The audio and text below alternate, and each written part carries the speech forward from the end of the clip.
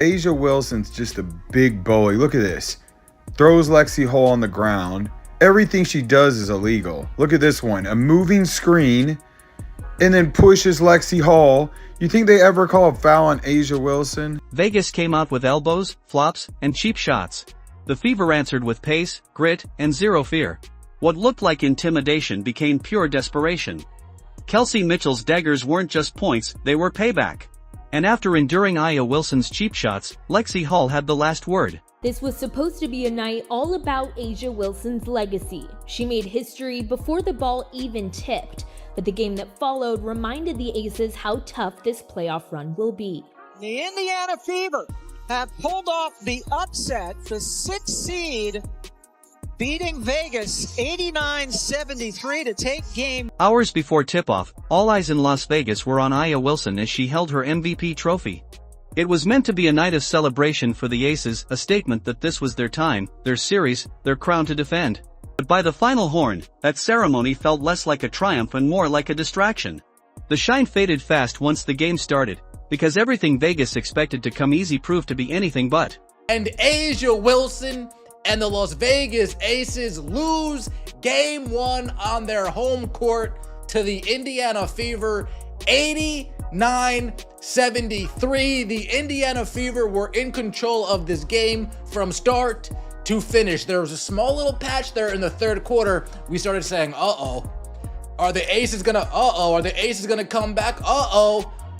But Kelsey Mitchell and Odyssey Sims said, no, they're not going to come back, not at all. Coming in, the Aces wore the label of heavy favorites. The media chatter made it sound like Indiana was lucky just to share the court. The script felt written before tip-off. Vegas had the champions, the star power, the streak. Indiana had a roster gutted by injuries, Caitlin Clark sidelined, Sophie Cunningham out, Sydney Colson unavailable, and more missing pieces. To most experts, it wasn't a matchup, it was a mismatch. Even Becky Hammon leaned into the arrogance, reminding everyone the Fever hadn't seen the real Aces yet. The message was loud and clear. This was supposed to be Vegas' statement game. You actually just referenced it twice. It is Indiana. Dropped 2 of the 3 games to them this year, but you haven't seen them since late July. What excites you about that matchup? That they haven't seen the real Aces yet. They caught us when we were a bit in turmoil. Not only that, they whooped us one of those stretches. So, you know what? We'll buckle in, hone in where we can, and take care of business. While Vegas soaked in all the pregame hype, the Fever were treated like an afterthought. Analysts spoke of them like a footnote, just the next hurdle for the Aces on their title run. And that was perfect for Indiana. When nobody expects you to win, you play loose. No pressure, nothing to lose, and that freedom was obvious from the opening tip. On the court, the Fever crashed the party. Kelsey Mitchell dropped a playoff career-high 34 points to spoil the night with an 89-73 win. In the second half, I just felt like our physicality and our pursuit was not there. Like we died on screens. You have to have second and third efforts. Even if you know you might be beat, you still have to try hard to get back into the play, and I don't think we tried hard in that category. Instead of caving to the noise, Indiana came out running. The ball zipped, shots fell, and Vegas, with all its swagger, looked a step behind. Suddenly the pressure flipped. The 2-time champs, expected to cruise, were dragged into a fight they didn't see coming. And arrogance has a way of turning into panic when the underdog won't fold. By the end, the story no one bothered to tell was the headline: 72% of teams that take Game 1 in a best-of-5 win the series. That upset didn't just shock Vegas, it flipped the odds. And on their own floor, the Aces looked rattled, their frustration impossible to hide. You better not blank on a miss, bitch. You might get ranked. Shot back, let it go, right, go. What is fly, somebody. Die. You don't want to fight no hitter? No. Nigga, I'ma shoot you in the face. A'ja Wilson set the tone, but in all the wrong ways. Instead of leading with her skill, she tried to bully her way through the game. Elbows flew off the ball, bodies were jammed after the whistle, and in transition she delivered shoves that had nothing to do with defense.